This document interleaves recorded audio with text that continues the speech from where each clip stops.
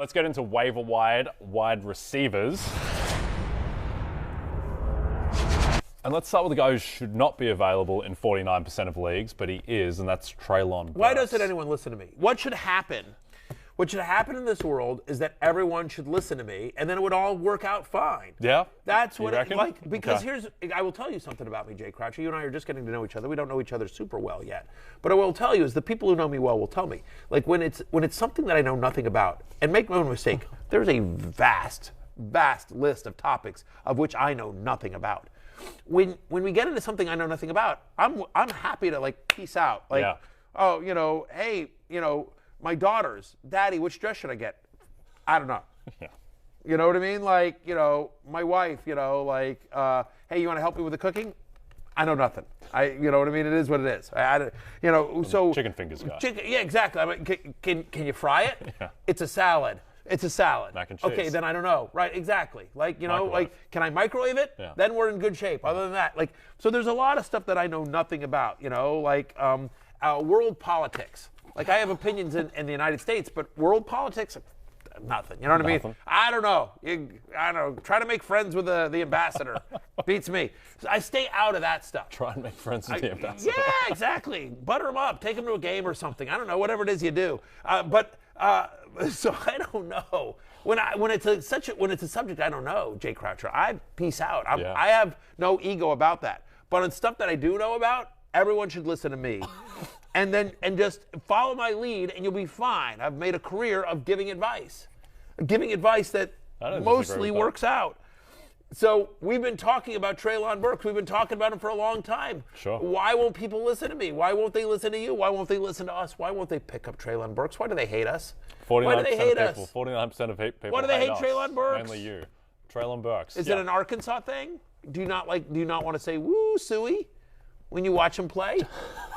Maybe. That could be part of it, actually. It's fair, actually. Look, I don't blame him. He has to be. It felt weird coming out of my mouth right there. He has to be rostered everywhere, clearly. He's legitimate talent. He's the clear number one wide receiver in that offense. He is the one who benefits from teams stacking the box against Derrick Henry.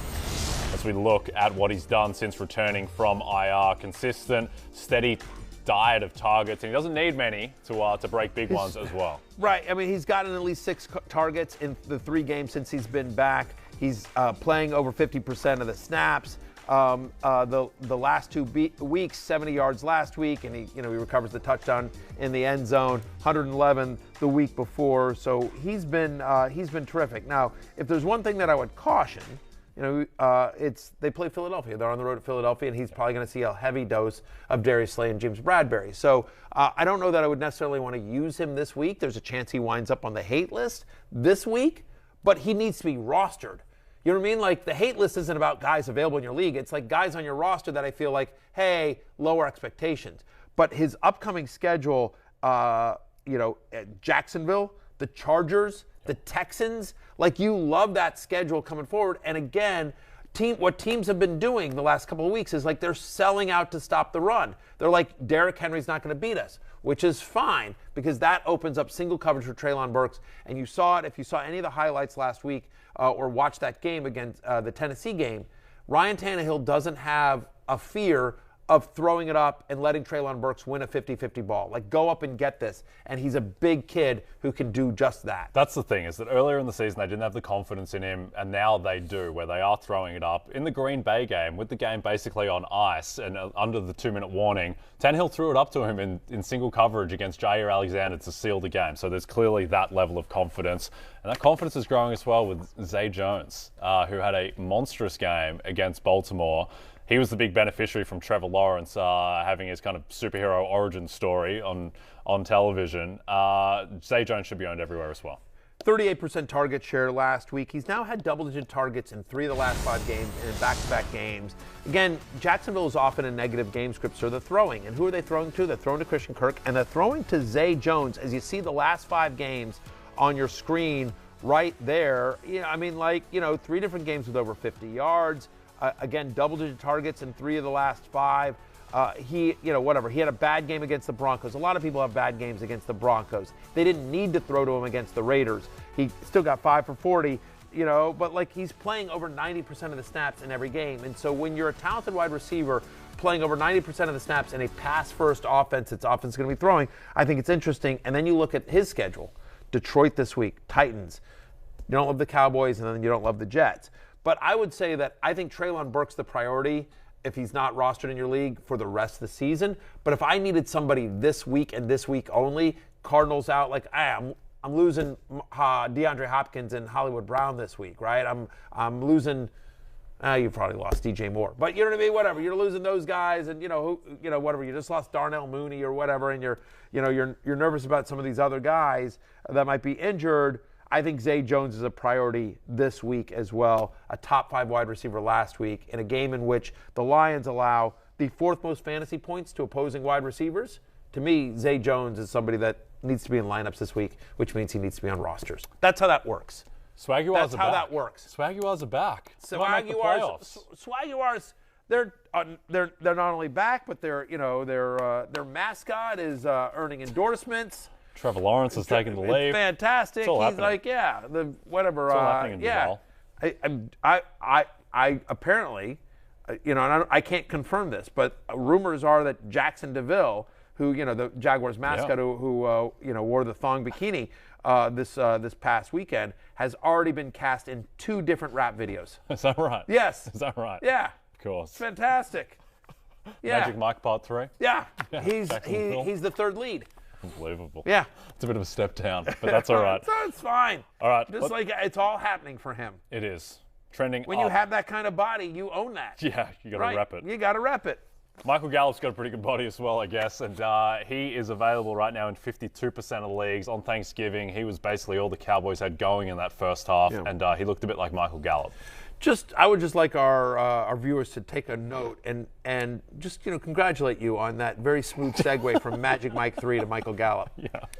And Michael a lot Gallup's, of people, his hot body. Yeah, like whatever. Like I'm trying to think who the best. Ryan Seacrest couldn't do that. No, who's he like looks up to those who's segues. like the who are some of the best hosts on try that, Hoda. Like you couldn't do that. Yeah. No, exactly. But you, Jay Croucher, you managed to do that. Well done there. So Michael Gallup has now had 6 targets in 3 of the last 4 games. He's a talented guy. He was coming off the injury, but there's a reason why the Cowboys said goodbye to Amari Cooper, but brought back Michael Gallup on a multi-year deal despite the massive injury. And so, listen, the numbers don't overwhelm you, right? Starting in Week 8, 4 for 49, 4 for 35, 3 for 41, 5 for 63 against the Giants, which season high, 8 targets in that game. But feels like he's trending in the right direction. We know he is a talented wide receiver with a good quarterback and a good offense. And so Michael Gallup, who gets the Colts, Texans, Jaguars before a tough game against Philadelphia over the next 3, Michael Gallup is somebody who makes our list. Yeah, he just has such an entrenched track record of being incredibly fantasy viable. He's a target monster. Now, the further he gets removed from the injury, the more upside there is with him. I will say I want to be, look, there's only so many balls to go around in Dallas. CeeDee Lamb's always going to be the number 1 read. Yep. There is a connection between Dak Prescott and Dalton Schultz. There's no question about it. He does love checking down. They're using Pollard more in the passing game. So I get the anti-Michael Gallup conversation here. But what I would tell you, and I would tell America, and specifically America, because you know what? One of us is not a commie. What I would say is that you try doing a waiver wire show going into Week 13 and finding viable wide receivers. You try it. That's where we're at. And if you think Michael Gallup is not all that exciting, wait till you hear the next guy we got for you. Yeah, and that is Elijah Moore. Yes, the ghost of Elijah Moore. He's back, reincarnated. He's back. He's making out with footballs. Yes. He's loving it. He's out of the bubble. He's out of the bubble. He's given post-game press conferences, Yeah. Jay Croucher. He's loving life. You know why? Sweet cardigans. Right, exactly. He's like, whatever. Listen, Zach Wilson, have your moms. I'm making out with this football. Yeah. Knock yourself out here. Made out with it in the end zone. Made out with it in the end zone. He's a talented player. For the entire season, we'd be like, free Elijah Moore. What happened to the guy we saw last year? He requested a trade. They didn't want to trade him, but they're not going to play him. Who knows what's going on with the Jets and Robert Saleh? But 64 yards in Week 12. In the 7 games that he played with Zach Wilson, he had 81. Yeah. I mean, think about that. In one game with Mike White, 64 yards. In 7 games with Zach Wilson, 81 yards. By the way, he also scored a touchdown with Mike White. And now he gets the Minnesota Vikings, who allow the 5th most fantasy points to opposing wide receivers. We expect the Vikings to be able to put up points, even though the Jets' defense is really good. The expectation here is that they're going to have to throw to move the ball against Minnesota, especially if their run game is banged up, which we're going to get to in a minute here. So Elijah Moore, like that's a bet on talent and a change in the situation. Yeah, I think that there's been a little kind of muting of how good Mike White was because it was the Chicago defense and they were banged up and they're bad even when they're healthy. But, I mean, at the same time, like he was playing in a monsoon. Like it was very difficult conditions and just watch the throws. He was making great throws. And I think this week against Minnesota, who also don't have a good defense, we get to take the red pill and see how deep the rabbit hole goes of actually how bad was Zach Wilson. Because if Mike White is really good again, then, I mean, it just changes the whole kind of complexion of the offense. By the way, taking the red pill, that is a reference to the Matrix. Did you want to ruin the ending to the Matrix? No, I won't. I don't even really understand how the Matrix ended, so I can't spoil it. Can I be honest with you? I sort of was hoping you would, because I don't either. Yeah. I've watched all 3 of those movies. Yeah. Like, I haven't watched Resurrections or whatever the new one was, but like I watched all 3 of those movies. I'm like, I think he won. Yeah. I think they're happy. I think they're out of the stipulation. Yeah, I can't. Think, but I'm not totally sure. To spoil it would to do Planet Earth a great service because it cannot be spoiled without being explained for the first time. Just know we all love Keanu Reeves, and it's cool. Yes, Neo is cool. We dig Neo. First Matrix is untouchable. It's so good with like the flying. Yeah, like. I remember being in a movie theater and seeing like some of those scenes where just like right wherever he bent, the exact scene I'm talking about. The way he falls back and it zooms around. It's like George Pickens. It was amazing. It was very Pickens-esque. Yeah, I mean, like the Matrix. There's a lot of stuff in movies today that happened, or the technology, or the kind of shots that started with the Matrix. Just not to get too down a movie rabbit hole, but like they built like have you ever seen any of the behind the scenes stuff of the Wachowski brothers? That when they did that movie, and I know they're not called the Wachowski brothers anymore, but anyway, that's what they were when they directed that movie. And like they built all these cameras, like they built like a zillion cameras to do that 360-degree shot. Like it's. Anyway, they did some really cool, innovative stuff with that movie. If you've never seen The Matrix, the very first Matrix, highly recommended. The other ones could probably be passed over, though the new one was actually better than you would expect. All right, I'll check that out. It's worth watching. Right, fair enough. That's an Australian movie, right? Is it? The Matrix? It was filmed in Sydney. I was going to say, they shot it. They definitely shot it. We'll claim it. Yeah. Okay. Now that we've covered The Matrix and compared George Pickens to the savior of the universe, we're off the rails today. Let's go to Isaiah McKenzie, who is available in 67% of leagues. Tough matchup, though, against New England. It is. I think the positives are, that he had that one game last year against the Patriots where he went 11, 125, and a touchdown. Now, Cole Beasley was out of that game. Gabe Davis was out of that game. But still, he's had success against the Patriots and Bill Belichick before. 73% snap rate last week, which I think was encouraging. Had 10 targets in that game as well. And so as you sit here and see your screen here, he's played almost 70% of the snaps in 2 of the last 3 games. Again, this is a deep league ad, but I do think that, if you read some of the press coming out around Buffalo, there's encouraging. This is a talented player that they want to get involved in the offense more. So, and the slot is an area that you potentially can attack against New England. Josh Allen fully practicing as well. Seems like he's getting over the elbow, so you expect some upside there. And Gabe Davis, who's one of my favorite sleepers coming into the year, and like many people in the fantasy industry were all on Gabe Davis. It just hasn't happened for him. He's had flashes. He's had moments in some big plays, but it hasn't in terms of consistent fantasy value. They're just sort of spreading it around. So maybe there's an opportunity here for Isaiah McKenzie underneath to take advantage of his speed. Yep. Okay, let's race through a list of guys headlined by Nico Collins, who plays Cleveland this week, and he's available in 76% of leagues. 26 targets over his past 3 games here. Kyle Allen wasn't great, but he certainly wasn't any worse than Davis Mills. And so Nico Collins, who plays the Browns and available in 76% of leagues, is somebody that, qualifies at wide receiver. I do think Matt Collins. I like Matt Collins more. They're going to have to throw, especially, by the way, if Josh Jacobs doesn't play. We'll get into that in the next segment here. But he's had at least 11 fantasy points in 4 of the past 6. He's playing on 93% of the offensive snaps this season. So Matt Collins is kind of interesting against. He's got the Chargers, Rams, Patriots, and Steelers. So you don't love the schedule, which is one of the reasons, but we do expect Las Vegas to have to throw. You see Sky Moore there. And then Jameson Williams, it's just worth noting. So the NFL, there's just conflicting reports here. NFL Network here, and I want to make sure I get the quote right, okay? The NFL Network reported, I'm quoting here from an NFL Network report in terms of Jameson Williams.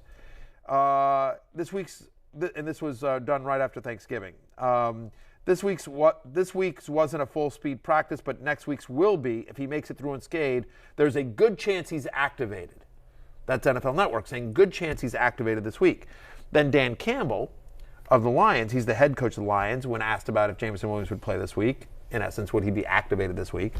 He said, quote, "It would be a tall order. Anything's open. So I don't want to say it wouldn't happen, but it would take a lot, I think, this week to feel good about bringing him out."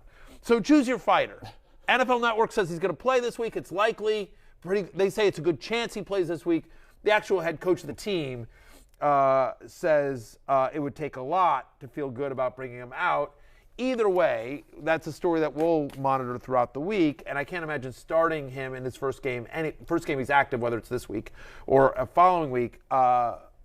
I think Jameson Williams should be on your roster just because he's got that kind of upside in an offense that throws quite a bit. Yeah, exactly. And I think that it's a perfect fantasy situation there with a great offensive line. Jared Goff is very productive when kept upright, which he is by that offensive line. And Amon-Ra St. Brown, obviously, is going to be the number one guy. But with TJ Hawkinson gone, definitely more targets to go around. Right. And we just mentioned Sky Moore as well, just quickly. Sure. They're banged up in KC somewhat. And so back-to-back games with at least 5 receptions. Sky Moore would probably be last on my list, though, just because they spread it around and it feels like Juju will play more snaps this week. We'll see what happens with Kadarius Toney as well. Right. Hey, it's Matthew Berry from NBC Sports and RotoWorld.com. Just want to thank you so much for watching what you just watched, or at least being too lazy to click out of it after the autoplay just kept it going. So either way, thank you so much for just letting it scroll by your screen. And now I'd like to ask you respectfully, please subscribe to the NFL on NBC YouTube channel for the latest NFL news, fantasy headlines from RotoWorld, and betting analysis from NBC Sports Edge.